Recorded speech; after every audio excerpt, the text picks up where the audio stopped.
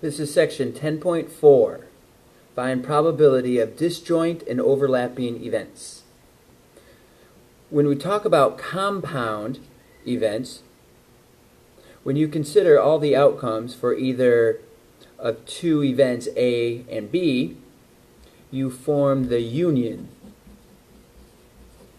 of A and B. When you consider only the outcomes shared by A and B, you form the intersection of A and B. The union or intersection of two events is called a compound event.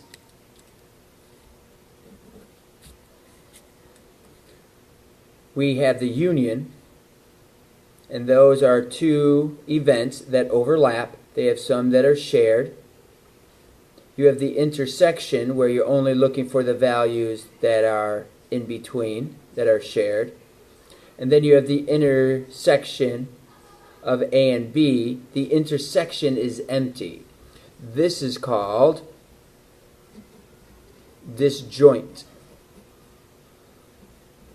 The book often calls it disjoint. I often will refer to this also as mutually exclusive. These are two events that are completely separate from each other, like even and odd numbers, and they cover all the possibilities.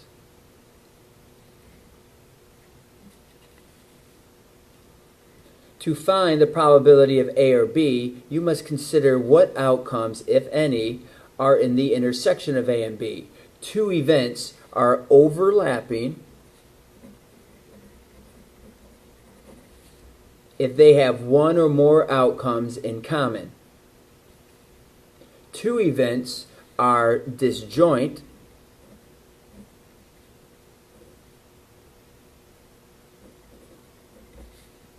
or mutually exclusive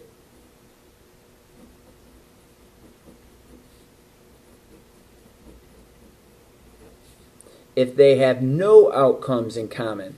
So here's an example of having no outcomes in common, and they share all the possibilities. The probability of compound events. If A and B are two events, then the probability of A or B is the probability of A plus the probability of B, minus any spot that they overlap. You don't want to count something twice. If A and B are disjoint, that means completely separate. If they're disjoint events, then the probability of A or B is the probability of A plus the probability of B. There's no need to subtract because there is no overlapping. Let's try with example 1. You roll a 6-sided number cube. What is the probability of rolling a 2 or a 5? We're going to say that event A is rolling a 2, event B is rolling a 5. There is one outcome for A, and B also has only one outcome. Because they're mutually exclusive, you cannot roll a 2 that is also a 5. There's nothing overlapping there. We're going to say that the probability of A plus the probability of B, rolling a 2 and rolling a 5, is going to be 1/6 plus 1/6, which is 2/6, which can be reduced to 1/3. A card is randomly selected from a deck of 52. What is the probability that it is a face card or a spade? So we say probability, a face card, or a spade. So what you have to ask yourself is, can you be a face card and a spade? And the answer is yes. So we're going to take the probability of a face card plus the probability of a spade, and we're going to subtract the probability of a face card and a spade. So how many cards are face cards? There are 12 of them. How many cards are spades? There are 13 of them. How many cards are face cards and a spade? That would be the king, the queen, and the jack. There would be 3 of them. That would give you 22 out of 52, which can be reduced to 11 over 26. Our second page for 10.4, remember our formula was the probability of A or B is going to be the probability of A plus the probability of B minus, we're going to minus the probability of A and B. So as we read over this question, of 100 students surveyed, 92 own either a car or a computer. Also, 65 own cars and 82 own computers. What's the probability that a randomly selected student owns both a car and a computer? Remember, our formula deals with or. We don't want or. We don't want just A or B. We want to find out the probability of A and B. So we're going to plug in our values into our formula. So we're looking at the probability of a car or a computer, which is going to be the probability of a car plus the probability of a computer minus the probability of a car and computer. So when we look at our information, there are 92 out of 100 students that own a car or a computer. We found out that 65 own cars, so that's 65 out of 100. 82 own computers. We just don't know how many own a car and a computer. If we do our calculations, we'll see that 92 out of 100 equals the sum of 65 and 82, which is 147, minus the probability of the car and computer. Then we'll have to subtract the 147 to the other side, and we'll get negative 55 over 100 equals, and what's left on this side of the equation is negative probability of car and computer. So we're going to divide by that negative, and we find out that 55 out of 100 are going to be the probability of owning a car and computer. So using the formula will help you find the piece of the pie that you're looking for. Complements. The event A, called a complement of A, consists of all outcomes that are not in A. The notation is this bar that's above it. That means the complement. The notation A bar is read as not A. The probability of a complement of an event is 1 minus the probability of the event. To figure out what isn't there, we can subtract it from 100% if we know what is there.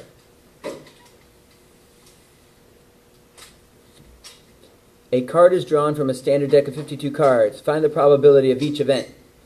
What's the probability that the card is not a 7?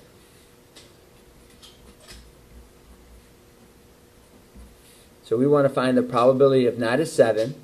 One way we can do that is to say 1 minus the probability of a 7. So that's 100% minus 4 out of 52, which we need common denominators, which is 52 out of 52 minus 4 out of 52, which leaves us with 48 out of 52. That can be simplified to 12/13. You could have counted the 48 just by not counting the 7s. If the number's really big, like 52 or maybe 52,000, sometimes it's easier to subtract what you want from 100% to figure out what you don't want. The card is not a red face card. So we're going to do the probability of not a red face card. So we could come over to our chart, we could count all the cards that were not red face cards. You get the right answer. Another way is to subtract it from everything that is a red face card. Take 100% minus all the red face cards.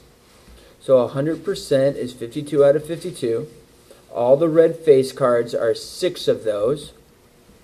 So we're going to be left with 46 out of 52, which can be simplified to 23 over 26.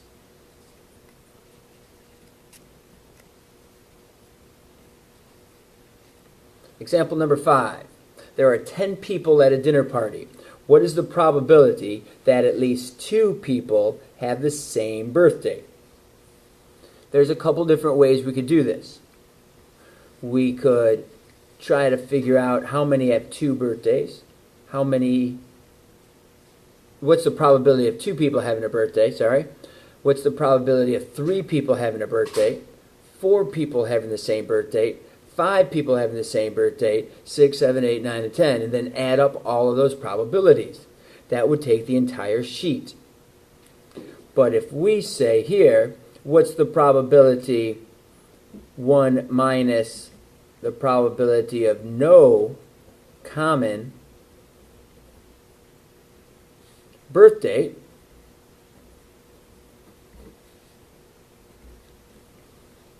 we're going to be taking 100%. 100% of the days is 365 out of 365. Those are the number of days. Now, what we're going to calculate is what would be the probability of all 10 people having a different birthday. You could do that by saying the first person can have any birthday they want. The second person has to have a different birthday. The third person has to have something different than both of them.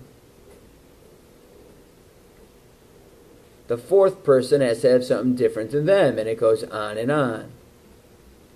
all the way out to 10 people.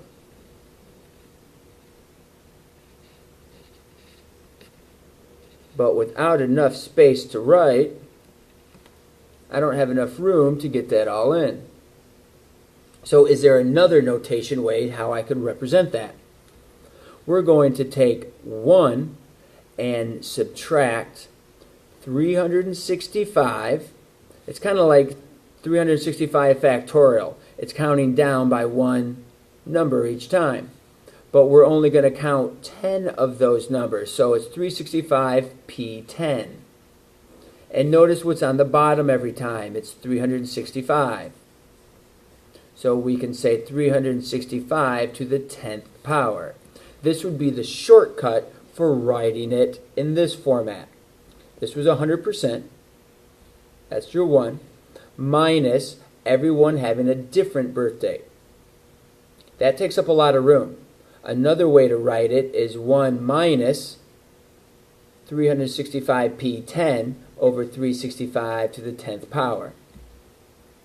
So that's 1 minus, there's an 0.83 probability that no one's going to have the same birthday. So if you subtract that from 100%, we're going to find out the probability of at least 2 people having the same birthday. Maybe it's 2, maybe it's 3, maybe it's 4, 5, 6, all the way up to 10. That would be 0.1169, 11.5%.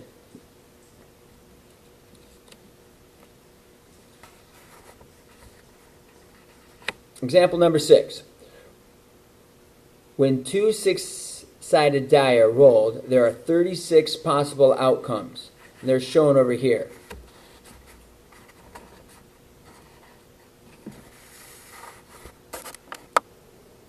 Notice what this means.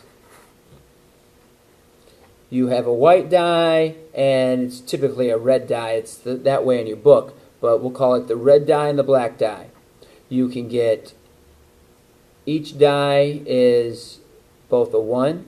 You can have the white as a 1 and the black die as 2, 1 and 3, 1 and 4, 1 and 5, 1 and 6. Or you can have the black die is 1 and the white die is 2. The black die is 1 and the white die is 3, all the way up.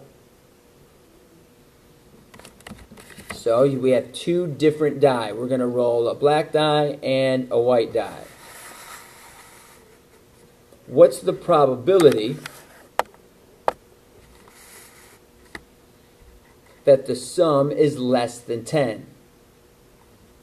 So if the sum is less than 10, we would have to look at the sum to be 9, 8, 7, 6, 5, 4, 3, 2, 1. So instead, we're going to say 1 minus the probability that the sum is greater than or equal to 10, because there's less possibilities for that. It's an easier calculation. What's the probability of getting a 10, getting 11, or getting a 12? That's the new question that we're doing. 1 minus, how many ways can we get a 10? We can look over here in our chart. We have to use the chart to calculate this. To get a 10, you have 6 and 4, you have 5 and 5, and you have 6 and 4. So there's 3 ways that can happen.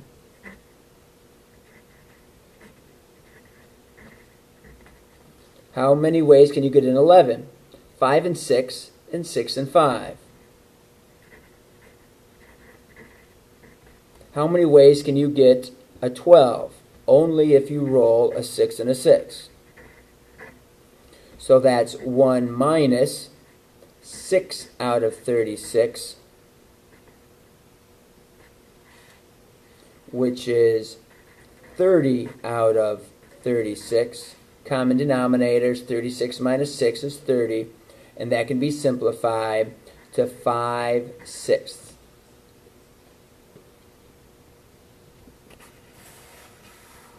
What's the probability that the sum is not a 7 or an 8? Well, we're not going to look at that. We're going to look at the probability that the sum is 7 or 8.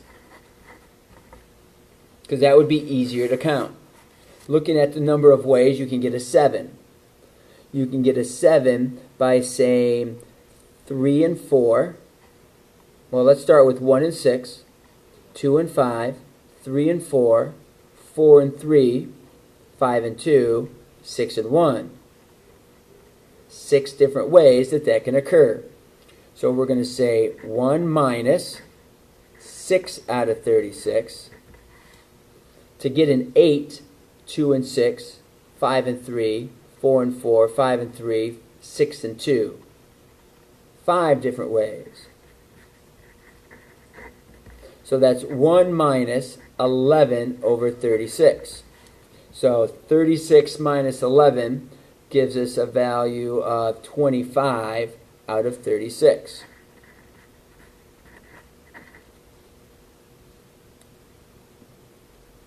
What's the probability that the sum is greater than 9 or less than 4? So we're going to look at, since you can't have a sum greater than 9 and also less than 4, we're going to look at the probability of A plus the probability of B. We're going to look at the probability of less than 9, where 9 is bigger, and we're going to look at the probability that the 4 is less than. How many different sums are greater than 9? Coming over to your chart, you got your diagonal, which is all 9s. 1, 2, 3, 4, 5, 6 are greater than 9.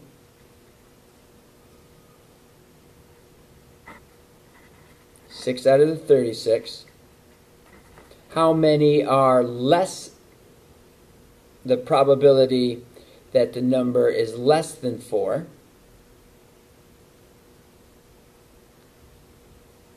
The 4 is less than the number, in fact. There are 3 ways to be less than 4. 1 and 3. These are your 4s. So there's 1, 2, 3 ways that are less than 4. That gives us a total of 9 out of 36, which can reduce to 1/4.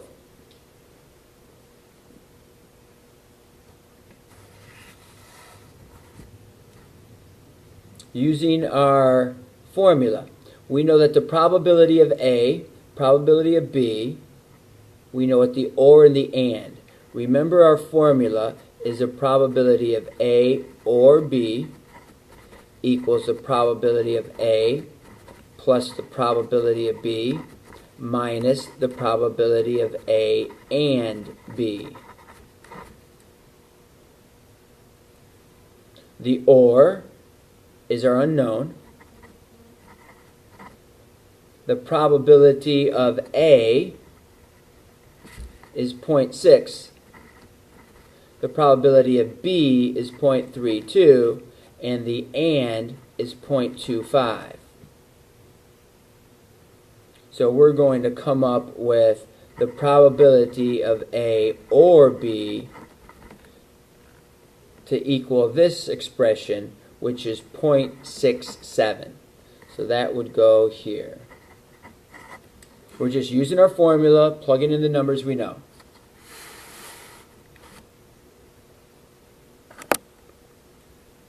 We're going to take our probability of A or B, the probability of A, plus the probability of B, minus the probability of A and B. Plug in your numbers. The or is 0.5, the A is 0.25, the B is 0.4, and the and is our unknown. So we're going to add our terms together.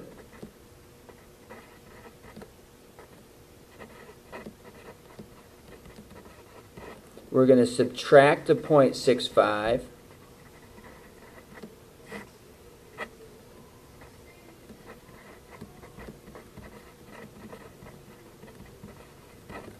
And we're going to find out that 0.15 is the probability of A and B. 0.15. use the formula and plug in the numbers.